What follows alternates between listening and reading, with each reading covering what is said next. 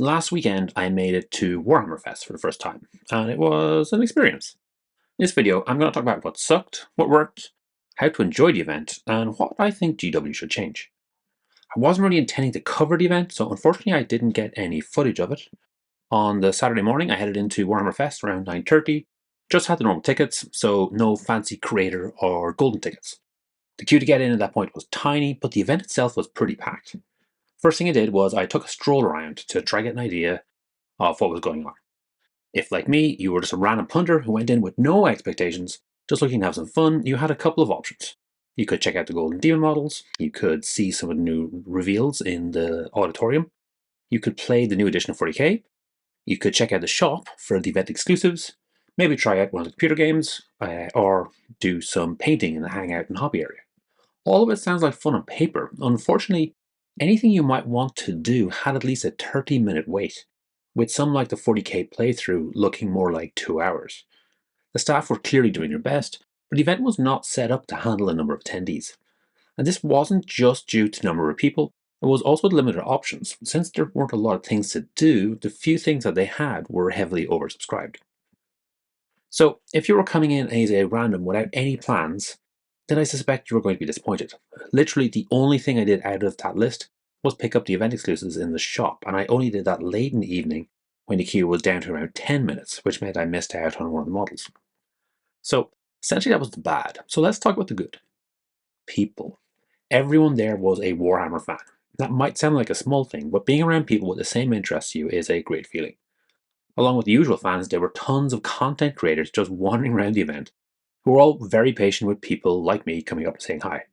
It was crazy seeing all these people who usually appear in my YouTube feed just wandering around, and the few I did pluck up the courage to talk to were absolutely lovely. We also got to see some of the Warhammer crew. It was clear they were working pretty flat out though, so I never really felt like I could stop them to say hi, although I know a few people did, and the Warhammer staff were very nice. There were also lots of cosplayers at the event. I did get to see the competition, which was very cool, but they were also out and about in the main halls getting photos taken with anyone who was interested. Now, if I was going again, there are a couple of things I'd do differently. And this might be something you could think about if you're planning on heading. So, first up, go with a group or plan to meet people there. It's a big crowd, but weirdly, that means you could feel really lonely if you're going solo. I also found it a lot less awkward saying hi to people while doing it as part of a group, rather than doing it by myself. If nothing else, you need company for the queues. Second, plan out some events. I gather those who signed up for a tournament had a good time. The painting masterclasses seemed a little bit expensive, but the few people I've seen talking about them said they really enjoyed it. And the same with the hobby challenge. There you got a bunch of sprues and had to make something out of it. Basically, any of the events that you could pre-book seemed worthwhile because you didn't have to wait. Third, talk to everyone you can. The people were the real stars of this event. Get photos, chat, exchange contact details, do all of that horrible social stuff that terrifies introverts like me.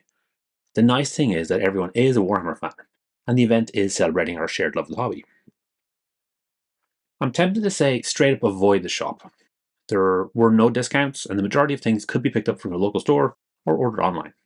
The reveals were kind of fun in the auditorium, but honestly, you find out more watching the online stream. Although I did miss it myself, I suspect the Golden Demons should be checked out. They didn't have a queue, but people were packed around it too deep and didn't really appear to be moving.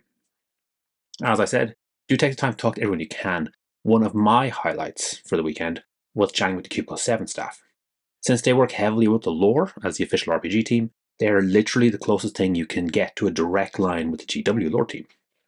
I'll talk about this later, but getting to talk to people in the loop was really fantastic. Now, what can GW do better? That's a tricky question. I honestly think GW need to rethink the entire thing from scratch. GW were running the event, but if you take out everything GW directly provided, you lose the shop, the 4 demo tables of 40k, hobby masterclasses, and the reveals. So, not really that much. Currently, it has essentially been run as a marketing event, when I feel it really should be run as a celebration event. So, my suggestions for GW would be get the shop into its own area. Not only will this reduce the disruption to the rest of the event, but it'll make it easier to manage. I like to hope people weren't just walking off with thousands of pounds of stock, but there literally was nothing to stop them. I split off as many of the store elements as you can. For example, have the event exclusive off in their own section. Have a proper black library section towards like maybe a handful of books. Have the RPG guys selling their own stuff, and so on. Splitting these things out like this will make the whole thing a lot more manageable. Structure the Golden Demon area to have a flow and keep people moving.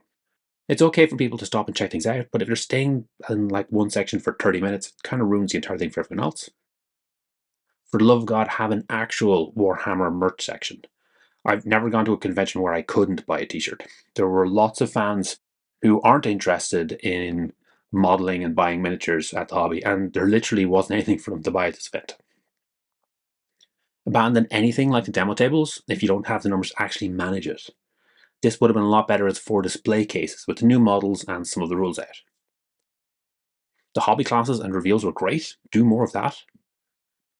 Get the displays and previews out onto the floor for people to check out. I've seen several people talk about having areas for the different games or worlds, which sounds like a really good idea. So an Age of Sigmar area, 40k area, Bot game area, however you want to do it.